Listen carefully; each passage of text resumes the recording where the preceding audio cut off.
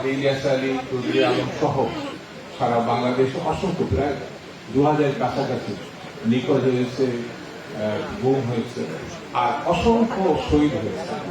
আমাদের নেত্রী, দেশনেত্রী বেগম খালেদা জিয়া প্রায় 6টি বছর জেলে ছিলেন। বাড়িতে ছিলেন এটা বলা ভুল হবে, জেলে ছিলেন। আমাদের নেতা জনাব তারেক রহমান, জননেতা তারেক রহমান সাহেব 15 থেকে 16টা বছর নির্বাচনে কাটিয়েছে। আমাদের অনেক নেতা কর্মী ফাঁসির মুখোমুখি হয়েছে, তারা ফাঁসি হয়েছে।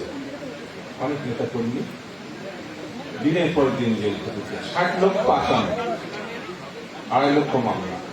কিসের জন্য? গণতন্ত্রের প্রত্যাশা। যারা ছাত্র জনতা রক্ত দিয়েছেন, আমি তাদের মাগফিরাত কামনা করি। আর যারা এখনো বন্ধুত্ব বরণ করছেন, আমি তার সুস্থতা কামনা করি। বন্ধুরা, লড়াই শেষ হয়নি। যতদিন মানুষের ভোটাধিকার আমরা ফিরিয়ে দিতে না পারবো, আমাদের নেতা বলেছেন, ততদিন আমাদের রাজপথে থাকার জন্য চেষ্টা করতে হবে, রাজপথে মীমাংসা করতে হবে। সেই ভোটাধিকার এখন আমরা পাই না। ডক্টর ইউনূস সাহেব কথা দিয়েছেন ডিসেম্বরের মধ্যে বা 2-1 মাসের ভিতরে হতে পারে তিনি একটি গ্রহণযোগ্য স্বচ্ছ একটি অন্তর্ভুক্তমূলক